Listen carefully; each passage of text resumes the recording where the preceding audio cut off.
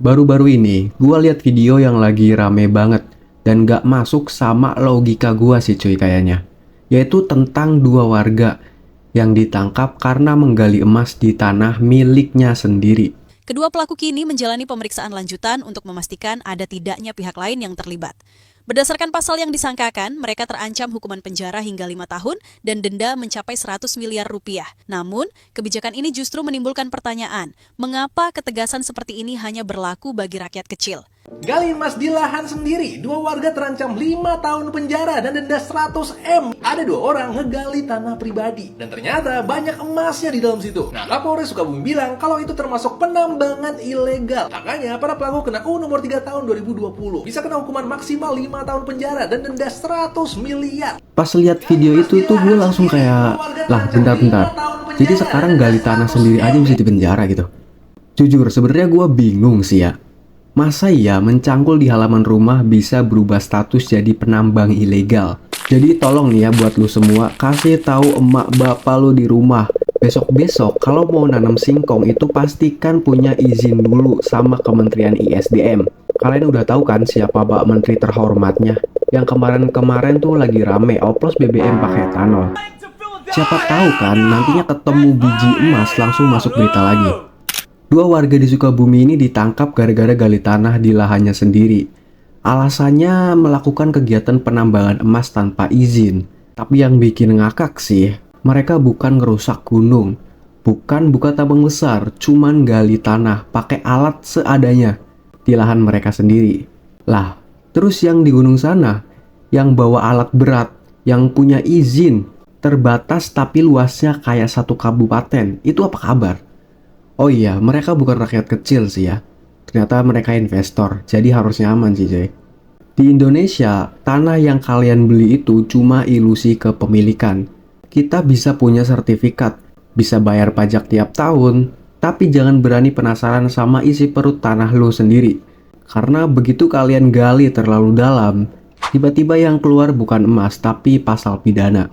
Hebat emang sih negara ini. Emas di bawah tanah bukan milik rakyat. Tapi korupsi di atas tanah itu bebas berkilau tanpa izin siapapun. Ironis banget emang ya. Negara yang katanya dari rakyat oleh rakyat untuk rakyat. Tapi giliran rakyat menggali tanah sendiri katanya itu milik negara. Jadi negara ini tuh milik siapa sebenarnya?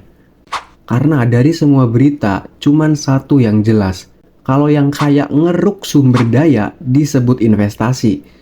Tapi kalau yang miskin nyangkul di kebun disebut kriminal. Oke, katanya ini semua soal hukum. Pasal dari Undang-Undang Minerba yang bunyinya itu segala sumber daya alam yang terkandung di bumi dan air dikuasai oleh negara.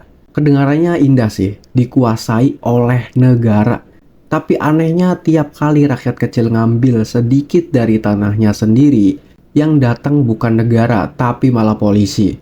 Negara katanya berdaulat atas tambang. Tapi siapa yang punya tambang-tambang itu? Antek-antek asing! Siapa yang dapat izin ribuan hektar yang bahkan kampung pun bisa hilang dari peta? Ya, perusahaan besar yang kalau izin habis bisa diperpanjang. Kalau ketahuan rusak lingkungan, cukup ganti nama, izin keluar lagi. Tapi rakyat yang gali tanah sedalam 1 meter aja langsung dilabeli pelaku kriminal pertambangan ilegal. Kalau ada emasnya ya. Jadi jangan heran sih kalau hukum di sini tuh seolah-olah punya GPS. Dia cuma bisa ngelacak pelanggaran di dompet yang isinya receh. Orang kecil selalu lebih gampang ditangkap karena murah ongkosnya dan gak perlu izin siapa-siapa buat dijadikan sebuah contoh.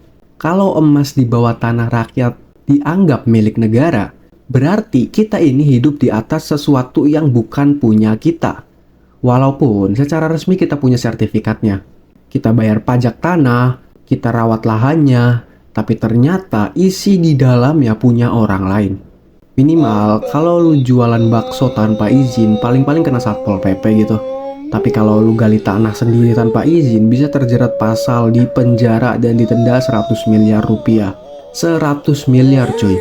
Jumlah yang bahkan tambang ilegal besar pun belum tentu kena.